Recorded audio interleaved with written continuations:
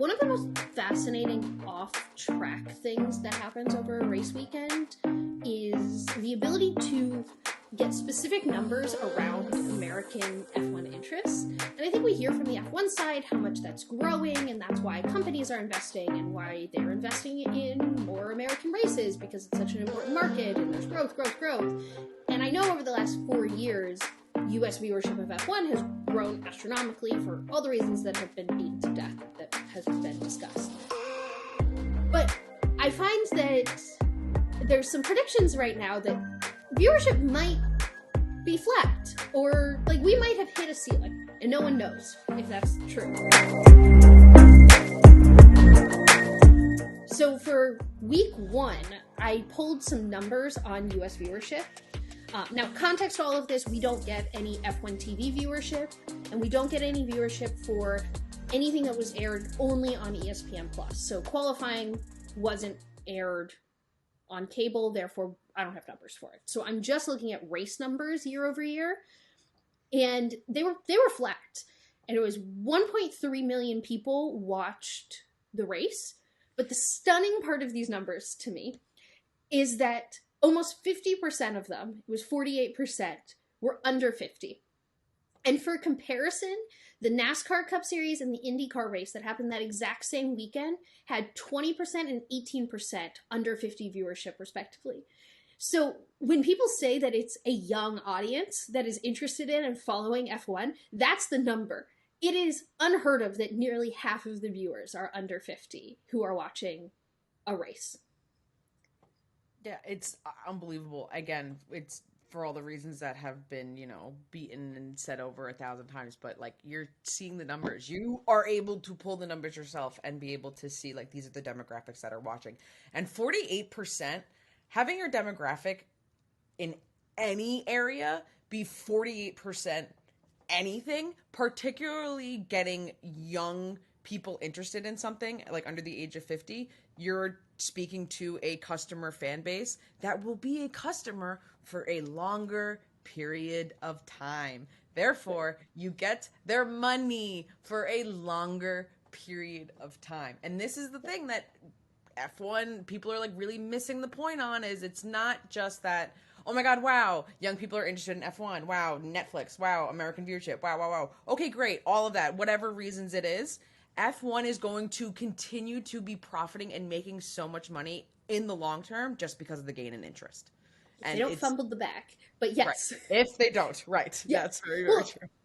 And so in America, NASCAR is still substantially the most watched series. They had nearly 4 million viewers for their Sunday race versus the 1.3 F1 had. But F1 had 70% of the amount of under 50. They had 800K under 50, and F1 had 600K. So, and this is, again, not counting anyone on F1 TV, which people who are paying for F1 TV Pro are the diehards, the really invested group as well. So if F1 wanted to share some of that data, please, thank you. I would be dying to see it. I won't even share it with anyone. I just need to see it. But F1, if you would like to give any of your viewership data, F1 Multi-Viewer, if you would like to give some of your user data, would also love that. Yes. So when I think sometimes what is lost when they're just looking at the raw numbers, they're like, well, they're not even close to NASCAR in America. Why is everyone talking about there being a boom? It's really what you're saying, Nicole, that the younger the viewership is, theoretically, the longer they're going to be customer bases. So that's why companies are so heavily investing in F1 right now, because they want this young audience that is going to pay things for 50 years. Right. And speaking of companies looking to be spending a butt ton of money in F1, ESPN this year renewed their sponsorship deal with F1 for broadcasting broadcasting rights. And since ESPN has renewed that deal, and it's more expensive. Previously, ESPN's been showing F1 races for $5 million a year since 2018 for those exclusive rights. So obviously now, very different pool to be playing with, and their newest deal is until 2025, and ESPN is paying somewhere between $75 million to $90 million per year as versus the $5 million. So they're looking to ESPN is willing to spend more money to gain those rights, and then they're also now bringing in new sponsors to be promoting F1 on the ESPN shows. So Mercedes is not the Mercedes team. The brand Mercedes is sponsoring the ESPN F1 presence during races, post-race, pre-race show, presence of their ads. Everything on ESPN when it comes to F1, when it's live, doesn't have commercials. So it's not legitimate ads, but it's all ad placement. And also Heineken is going to be the representing sponsor for race previews and recaps. And this is coming in as Mother's Polish has been the staple presenting sponsor for ESPN and F1, and Mercedes is now coming in and replacing that. So it's bigger, I would argue to say more recognizable brands to the regular everyday person are getting involved in these platforms that are making F1 more exposed to the American viewership basis. So not only is ESPN reinforcing their interest and wanting to like maintain their power in the viewership rights of F1 in America, but they also are then connecting to other corporations and other brands that are also, if not already invested, want to continue being like part of the stage of F1 in America. Yeah.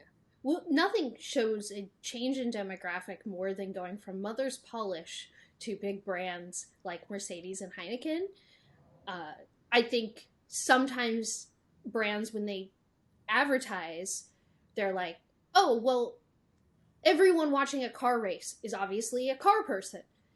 And I know that lots of people watching F1 are not car people. They're just, but I do know that they're relatively young and affluent overall. That's the general thing. So so that sounds like Mercedes-Benz and Heineken beer. That feels like two brands that ESPN did a great job selling those sponsorship rights. They also have a new post-race show. So they're giving F1, again, because if they're investing all this money into broadcasting rights, they want to supplement it. All of ESPN's show content is basically designed to funnel you to the live television. You know, whether it's NFL Live is designed to get you to watch Monday Night Football. Like, all of their basketball shows are designed to get you to watch basketball coverage. Shocker. But so now they're investing in building those shows out for F1, including this new post-race show. So I was wondering if I could say words and I could talk. You can. I believe it. I just, you know, like when it's just your tongue just. So I thought it was really cool, their post-race show, because it really just felt like F1 Sports Center. They had Spencer Hall go up and do power rankings. They had giant screens, call in guests. They brought on F1 Tony. But it really felt like the ESPN treatment. And this is something that the space was really missing. Most of the coverage of English-speaking coverage of F1 comes from England. And it's very British. And I watch a lot of that coverage, and I enjoy a lot of that coverage. But until I sat there and I watched an ESPN studio show about F1, I didn't realize how much this was missing in this space. Because it just felt so normal. I was like, wow, I get this for every other one of my sports? Why am I not getting, like, why don't I have a Mina Kimes of F1?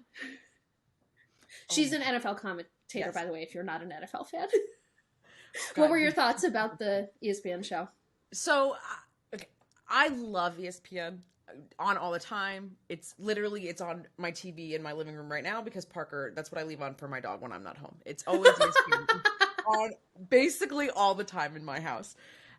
So when ESPN announced this continued deal with F1, I was really excited because I just knew that, especially with a larger investment in this deal, that ESPN's paying more, they're going to do more with it.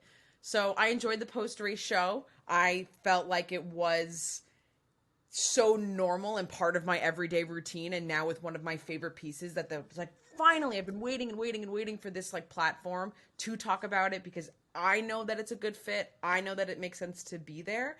And then as you and I talked about, it just felt so comforting of just, you know, starting this race show and seeing all the ESPN fonts and the ESPN stage setup, and just having such a familiarity with not only the content, but now seeing it where I've seen, like you said, every other sport I love be applied to. So as an American fan, being able to consume F1 in just the traditional format that I'm consuming the rest of my content, when I feel like I'm already putting so much effort elsewhere to like gain F1 content, just be able to be like, Sports Center, oh, there's 60 seconds about Bahrain, like it's, or something like really wild. It's normal. It's normal. I do think this is a really big evolutionary step on F1's growth in America. I think we saw that Drive to Survive can only spark things for so long. And I think like you need social content for people to access. And slowly F1 has been building out very social first content and the teams. And then if you want to reach more of an American general public, talking about it on SportsCenter and First Take and having a post-race show and having these things that the general American public are used to having for their sports content is an important growth step for just F1 in America. And I do think, going back to one of the original points I made when I was talking about US viewership, there's a lot of predictions of like, well, is this the ceiling? Can this grow? And I think this would be the ceiling if F1 wasn't working with their partners like ESPN to do things like this. If you were just saying, all right, we're just going to keep doing Drive to Survive and we're going to keep doing the same social content we're doing, and that's it. And then maybe we add an American race, then we will be at the ceiling. But I think we're seeing signs all over the place beyond just ESPN that F1's like, no, we're going to keep pushing towards an American audience. Can't wait to one day be out somewhere and be able to say like Lewis Hamilton, Max Verstappen, and like regular people or traditionally non-F1 fans aren't like, who? Because it's crazy that's like, you can say just those two names and there's people in America who don't know who that is. But with things like that on ESPN, then like it'll just become in-house language. I want someone to text me, oh my gosh, did you see the video Lance Stroll posts? That's not me. Right, I was more saying like a general like sports watcher. So that is it for this week, everyone. We want to give a big thank you, as always, to VoiceOver Man, F1 Multi-Viewer, and our four-legged executive producers. Make sure you have auto downloads turned on. Rate and review the pod. It always helps us out when you guys give us feedback, what you like, what you love, what you'd like to see us try out. Extra special shout out to everyone on Apple Podcasts. Please keep leaving those reviews. We love to see them. Pretty please. And make sure you follow us on all social media platforms, whatever is your preference, at Gridwalk Show for daily gridwalks throughout the week. And we will be back every Thursday, and we hope you join us. Today was kind of like a grid nap.